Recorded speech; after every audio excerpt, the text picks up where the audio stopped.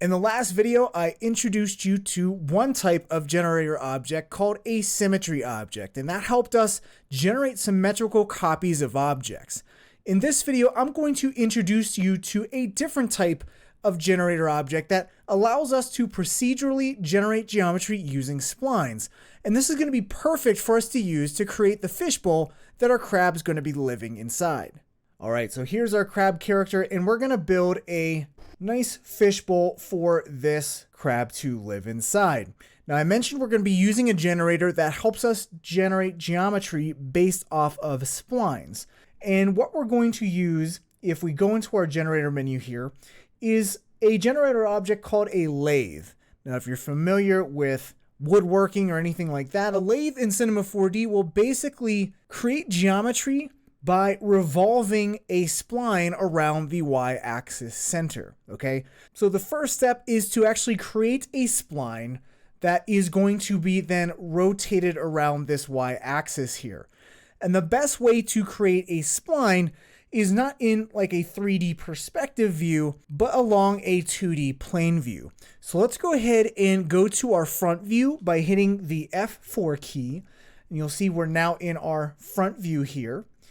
And what we can start to do in this 2D YX plane is basically create the profile of our fishbowl. Now, to start generating a spline, we're going to need to go and activate our spline pen tool. You can see it right over here, or if you go into the spline menu, you can see the spline pen tool here as well. I'm just going to grab it, and that will then make this spline tool active.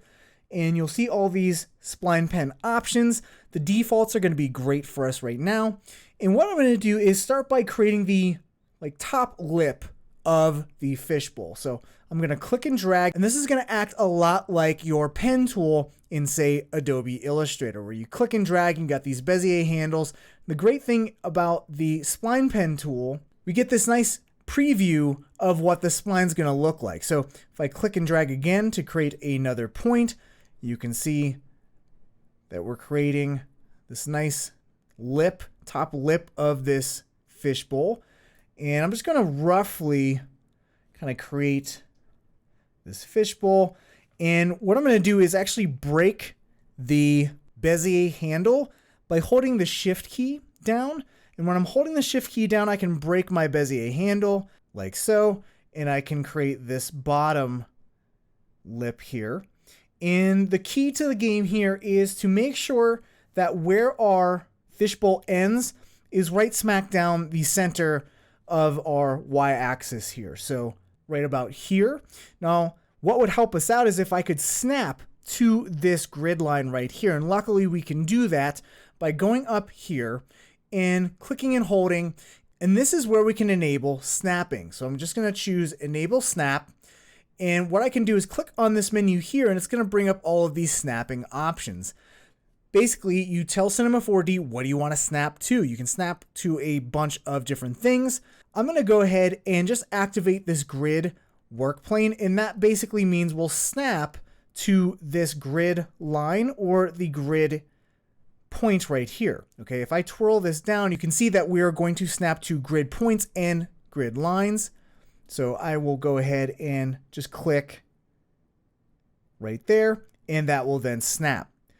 So this is looking good. If I wanted to say snap to this grid line right here, just to make sure that this bottom of the fishbowl is flat, I could totally do that. And then once you're done with the snap tool, you can either come up to your snapping menu and clicking the Enable Snap to turn it off, or you can hit Shift S. And that will turn off your snapping. So I'm done creating this spline for the most part. So I'm going to get out of the pen tool by hitting Escape, and that will basically finish your spline. So you can see there's a spline object in here. I'm just going to rename this Fishbowl Spline.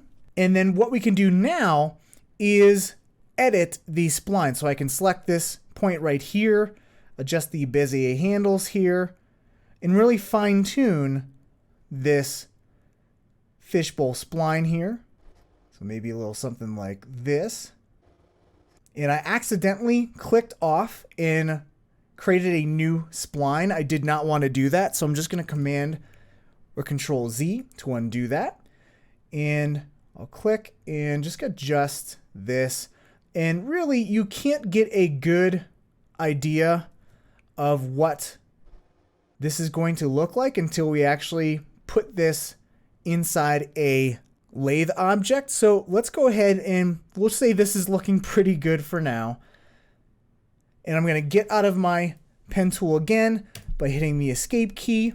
And let's actually go to our 4-up view by clicking this top right button right here to toggle active view.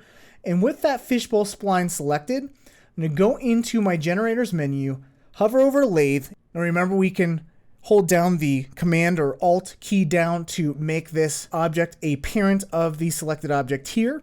And now you can see we have a pretty nice looking fishbowl here. Now we can't see our crab inside there, but luckily, if we go over to our lathe menu here in the Attributes Manager and go to Basic, there's this X-ray option where if we click that on, it'll make our object semi-transparent and we can actually see through it to see our object underneath it. So we can see the crab chilling in there. Now we can go in here and say select this spline again and just start finessing this. Maybe we need to add a point. We can do that by holding the Control key down and you can see this little slice line. I can just click and add a new point. Kind of move this around if I want to. If I want to select multiple points, I can hit the 0 key to bring up my rectangular selection. Click and drag, maybe get all these points here and move them up, maybe move them out. Maybe I'll select this point here, move that out as well. And I can always look in my perspective view to see how this is looking. So maybe I decide this bottom lip. Maybe I bring this down a little bit. If I want to get back to editing these Bezier handles again, I can either go back to my pen tool or I can hit E to grab my move tool and start selecting these Bezier handles. Hold the shift key down again to break those Bezier handles. Hit the 0 key to get the rectangular selection tool and hit the E key to move. So you can see we're getting a pretty nice bubbly looking fishbowl. Of course, you can make your fishbowl whatever kind of shape that you want. Again, helps to use references to use as a guide to create whatever type of fishbowl that you want. But I would say this is looking pretty nice. So let's go ahead and let's just say we're done for now. I'm going to double click on this lathe object and name it fishbowl and hit enter. And I'm just going to twirl up this object. Now, of course, we don't want our crab just to be floating in midair in our fishbowl. So what we can do is create a bit of sand using the same lathe generation technique. So if I go back to my front view here and let's go back to our pen tool, let's create the profile of maybe some sand that's right down here. So I want to snap to this center. So I'm going to activate snapping again. So we can either come up here or again, the shortcut key for this is Shift S. So I'll hit Shift S to bring up the snapping and I'll just snap to this grid here. And then I'll turn off snapping, Shift S, and then click and drag and click and drag again, and I'll turn on snapping, Shift S, and snap to this center again, and turn off snapping again, Shift S, and then hit Escape to complete that spline, and now I can go ahead and edit this spline. So again, we can edit this multiple ways, whether if we're still on the pen tool or if I hit the E key, I can get the move tool. And as long as I'm in point mode up here, I can edit the points on this spline. Now, if I was in model mode here or polygon or edge mode, I would not be able to access these spline points. So very important to learn these modes up here. So if you want to edit points, make sure you're in point mode.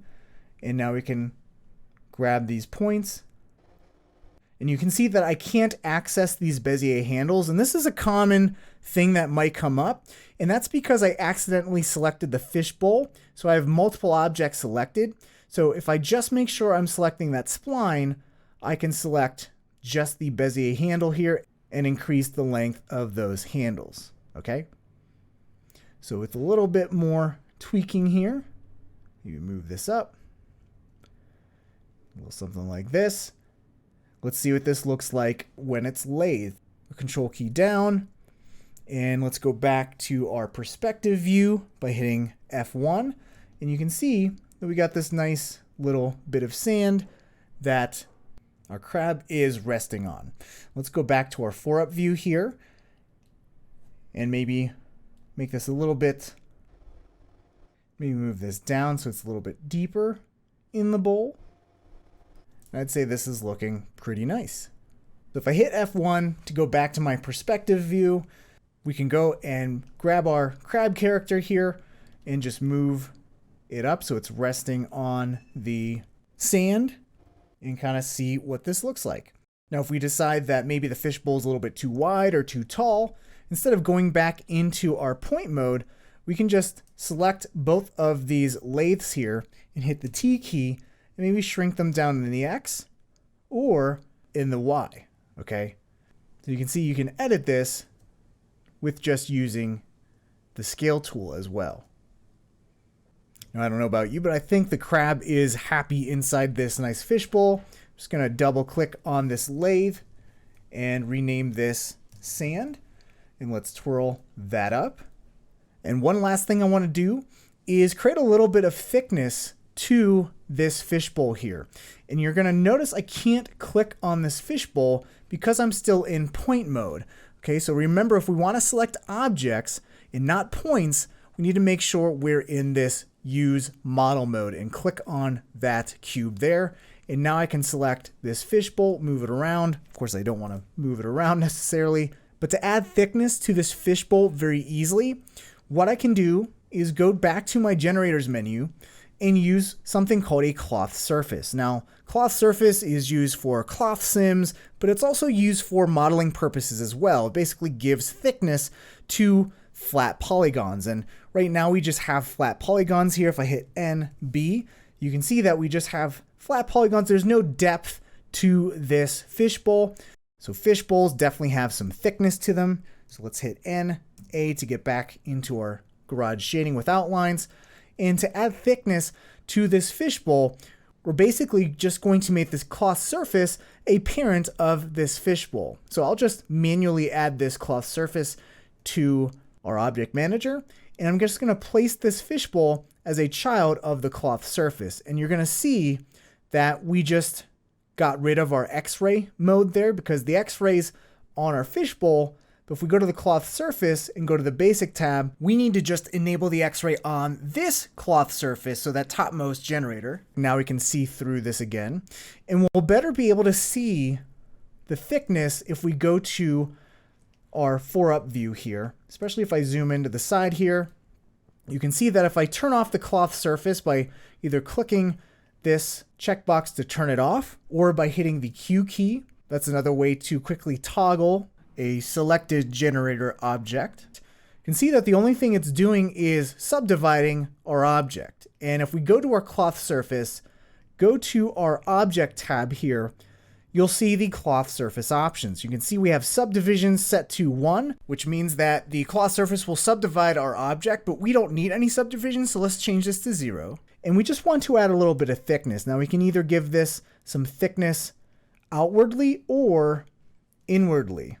If we give this thickness outwardly, you can see that we'll have some intersections going on here where the spline is at this tight angle. So what we'll do to prevent that is just go and give this a negative thickness. And I think a thickness of around -1.5 works pretty nicely. And now we can go back to our perspective view. And there is our fishbowl home for our crab. Now we can go, if we want to, grab the crab character, hit T for scale, scale this up or down, and just get the proportions looking the way you want. You can even select the sand object, maybe scale this down, Move this around, go into the spline, go to point mode, go to your front view again, and start editing the spline as well. So you have a lot of flexibility. The great part about using generators to generate geometry is the fact that it's all procedural. It's all parametric, meaning you always have access to these parameters and you can always make changes. You don't have to commit to any changes here as you're modeling your fishbowl or your sand. So as you can see, there are a load of other different generator objects that can also generate geometry based off of splines, like an extrude, loft, sweep. Again, highly recommend you go and do your work, going right-clicking and showing help, and learning all about these different types of generator objects and seeing how you can use them in your own workflows.